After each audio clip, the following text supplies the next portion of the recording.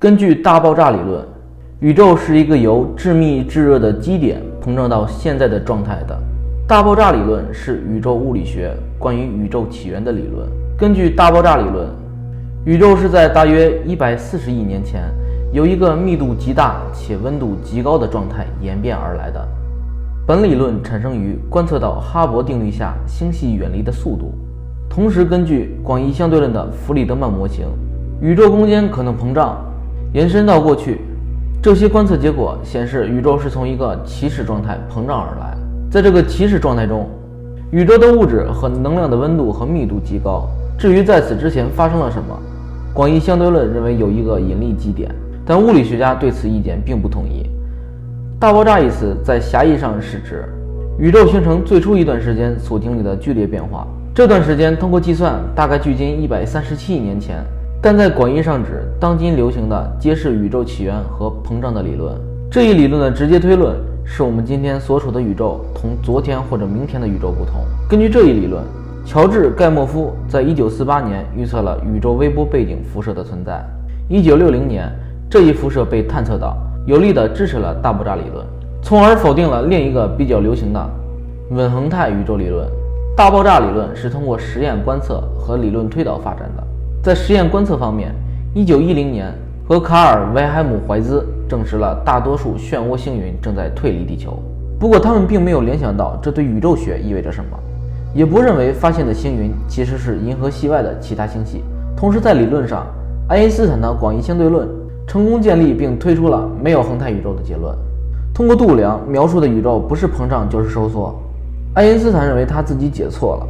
并加入了一个宇宙学常数来进行改正。第一个不使用宇宙学常数，而真正认真将广义相对论运用到宇宙学中的是亚历山大·弗里德曼。他的方程所描述的宇宙称为弗里德曼勒马特罗伯逊沃克宇宙，时间是1922年、1927年，比利时天主教牧师乔治·勒马特独立推出弗里德曼勒马特罗伯逊沃克方程，并在螺旋星云后退现象的基础上提出了宇宙是从一个初级原子爆炸而来的，这就是后来所谓的大爆炸。1929年，埃德文·哈勃为勒马特的理论提供了实验条件。哈勃证明这些螺旋星云其实是星系，并通过观测仙王座的星体测算出了它们之间的距离。他发现星系远离地球的速度同它们与地球之间的距离刚好成正比，这就是所谓哈勃定律。根据宇宙学的原理，当观测足够大的空间时，没有特殊方向和特殊点，因此哈勃定律说明宇宙在膨胀。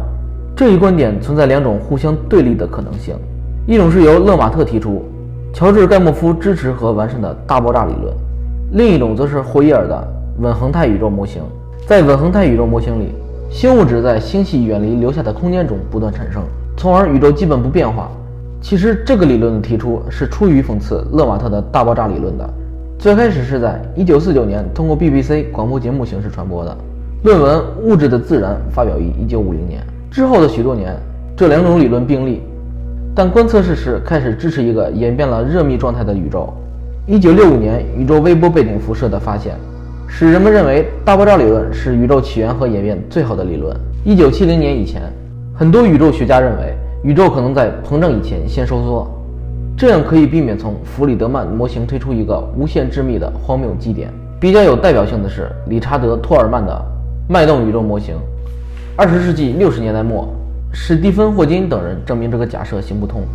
因为基点是爱因斯坦引力理论的直接和重要推论。之后，大多数宇宙物理学家开始接受广义相对论所描述的宇宙在时间上是有限的，但是由于对于量子引力规律缺乏认识，现在还不能断定这个基点到底是真正集合意义上的无限小点，还是物理收缩过程可以无限进行下去，从而间接达到宇宙在时间上的无限。现在宇宙物理学的几乎所有研究都与宇宙大爆炸理论有关，或者是它的延伸，或者是进一步解释。例如，大爆炸理论下星系如何产生，大爆炸时发生的物理过程，以及用大爆炸理论解释新观测结果等。20世纪90年代后期和20世纪初，由于望远镜技术的发展和人类探测器收集到的大量证据，大爆炸理论又有了新的巨大突破。大爆炸时期，宇宙的情况和数据可以计算得更加精确，并产生了很多意想不到的结果，比如宇宙的膨胀在加速。大爆炸理论测出宇宙的年龄是137亿年，这一计算是通过对超新星的观测、